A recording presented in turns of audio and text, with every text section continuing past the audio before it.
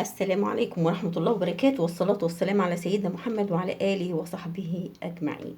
النهاردة هنتكلم عن واحدة من أهم الأعشاب الطبية اللي فيها قوة شفائية وعلاجية وجمالية، وكمان هنعمل وصفة لعلاج الكلف وأي التهابات في الوش.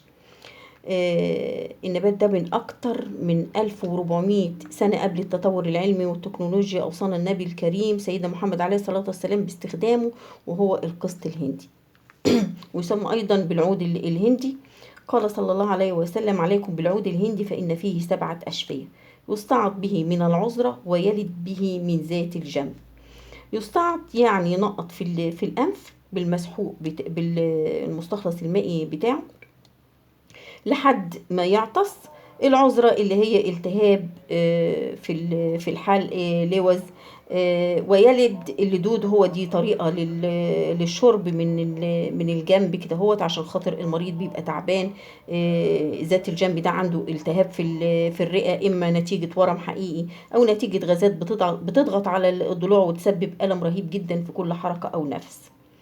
وفي رواية عن أنس رضي الله عنه أن النبي صلى الله عليه وسلم قال: لا تعذبوا أولادكم بالغمز وعليكم بالقسط. طيب إيه هو الغمز؟ دي طريقة مؤذية جدا. كانت الأم بتدخل فتيل في أنف الطفل لحد البلعوم الخلفي وتنفجر اللوز وينزل دم أسود. دي طبعا الطريقة المؤذية دي لما النبي عليه الصلاة والسلام شافها نهاهم عنها وقال: عليكم بالقسط. القسط نوعين: نوع أبيض وده البحري، ونوع أسود غليظ وهو دوت القسط الهندي. لونه بيبقى بني كده، هو خشبي. طعمه لاذع جدا، يعني لو لقيت ريحته عطرية ولونه أخضر يبقى ده مغشوش 100%. الاتنين النوعين وردوا في أحاديث سيدنا محمد عليه الصلاة والسلام. في رأي بيقول إن ال7 أشفية دي طرق العلاج مش عدد الأمراض، لأن عدد الأمراض اللي بيعالجها القسط الهندي كبيرة جدا.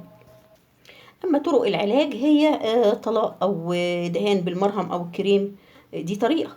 أو شربه كمشروب برضو، دي كده ده طريقة. أو أعمله كمادات بالمستخلص المائي، أو تبخير. زمان كانوا بياخدوا العروق ديت، الجذور ديت، ويحرقوها. أو إن هو يعملها بالطريقة ديت في بولة كبيرة كده، وبيحط فيها مية سخنة ومعلقة من صغيرة مليانة من القسط الهندي، وبيستنشق البخار اللي خارج منها، ويغطي راسه طبعا بطرحة أو بشال عشان يستنشق كل البخار اللي طالع من هنا محمل بالزيت. ده أفضل علاج للجيوب الأنفية وصداع الجيوب الأنفية اللي بيتعالج في لحظتها. الطريقة الخامسة وهي صعود، هو تنقيط المستخلص المائي ده في الأنف لحد ما يعطس. الطريقة السادسة وهي اللدود، اللي هي دي طريقة للشرب من الشق المايل لأمراض الرئة، لأن هو المريض مش بيقدر إن هو يقف أو يعتدل في شربه. الطريقة الأخيرة اللي هي النطول، اللي هي رش الجسم بالمستخلص المائي للقسط الهندي، وده بيعتبر مضاد حيوي وفطري طبيعي. هنتكلم عن المشروب بنعمله ازاي. انا بجيب كوبايه ميه مغليه وبحط فيها، خلي بالك من الجرعه، اقل من نص المعلقه، تلت المعلقه الصغيره بتاعه الايس كريم في كوبايه الميه المغليه، وبغطيها لمده 10 دقايق. بعد ما غطيتها ممكن ان انا اتغرر بجزء منها لو عندي التهاب في الحلق او اللوز، ده هتبقى ممتازة جدا وهتريحك في ساعتها. لو انا شربت الكوبايه دي لكل الامراض الصدريه اللي ممكن تتخيلها وامراض الرئه، هيطرد البلغم، يوسع الشعب الهوائيه، وبكده كمان هيعالج السعال.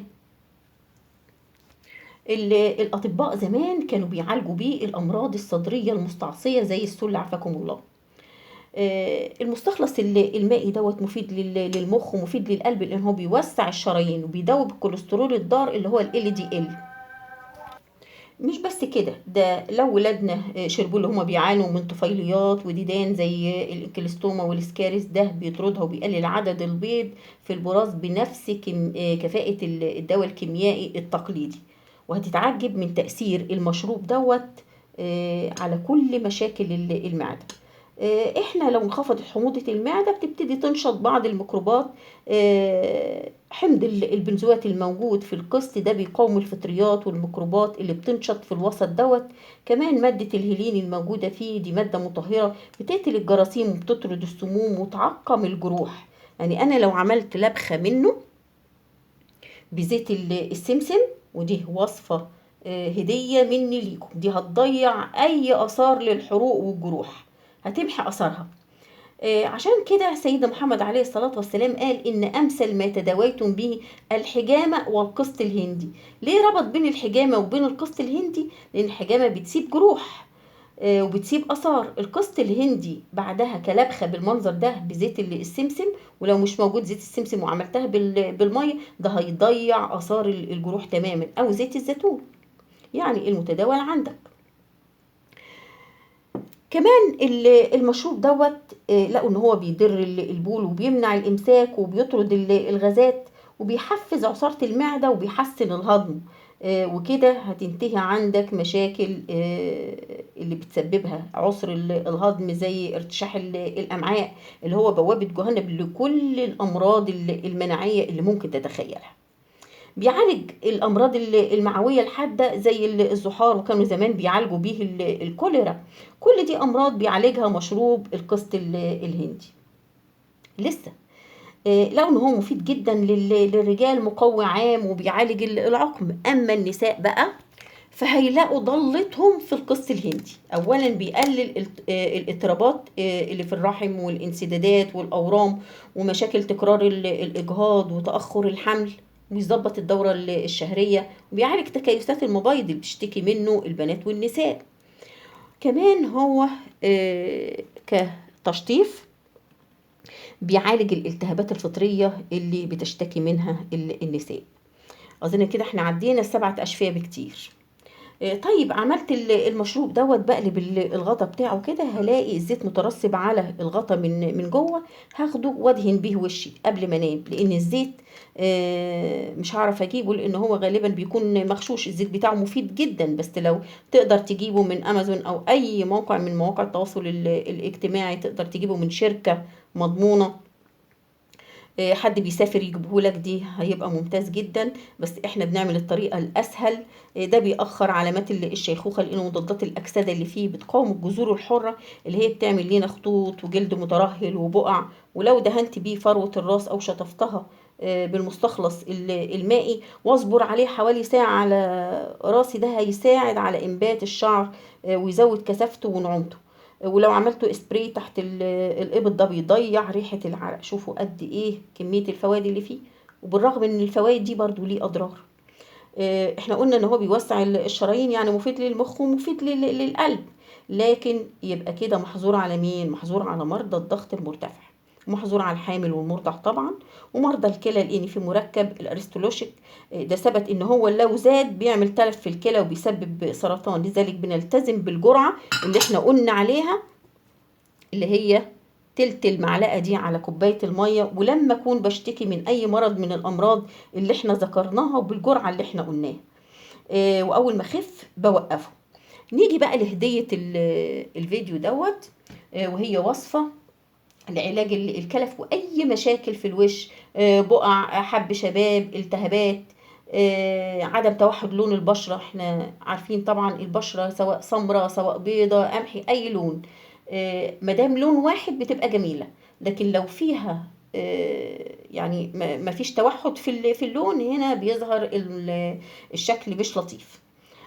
كمان لو فيه قوب اللي هي البطش البيضاء، مضادات الأكسدة اللي فيه ممتازة جدا جدا، بتضيع كل المشاكل ديت.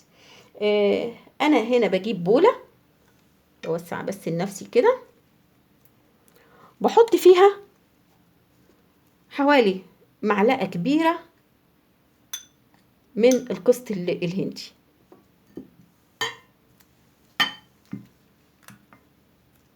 طيب أنا معلقة القسط الهندي ديت بنقعها في معلقة كبيرة من زيت الزيتون. معروف زيت الزيتون وجماله للبشرة ونضارة البشرة ونعومتها وبيستخلص لي كل مضادات الأكسدة والفايدة اللي موجودة في القسط الهندي. هتطلع فيه العجينة دي اللي احنا بنجهزها. المكون الثالث عندي معلقة كبيرة من العسل، وطبعا معروف برضو فوائد العسل، مضاد أكسدة ممتاز، بيدي نعومة ونضارة في البشرة، في فوائد كتيرة جدا جدا، ضيع كل الالتهابات اللي موجودة في البشرة، وبيفتح لونها. وبحط عليهم معلقة من المية وبعجنها كويس جدا. دي وصفة ممتازة للكلف، بتجلي الوش. لو انا دهنتها على وشي وسبتها تلت ساعة وشطفتها بالمية ونشفت وشي كويس وكررت الموضوع دوت عدة ايام ورا بعض، ده بتجلي الوش تماما وبتعالج الكلف، هيختفي تماما واي مشاكل في الجلد. حتى ان الوصفة دي زمان كانوا بيعالجوا بيها امراض مستعصية زي الجذام وسرطان الجلد، يعني هتبقى ممتازة للمشاكل الصغيرة اللي بتواجهنا، زي مشاكل اللي بتجيلنا البقع نتيجة الشمس او الكلف اللي موجود نتيجة الحمل. كل ده بيضيع من الوصفة دي بإذن الله. بتمنى يكون الفيديو دوت مفيد بالنسبة لكم. بتمنى لكم كلكم الصحة والعافية، وإلى اللقاء في فيديو آخر من حياة صحية.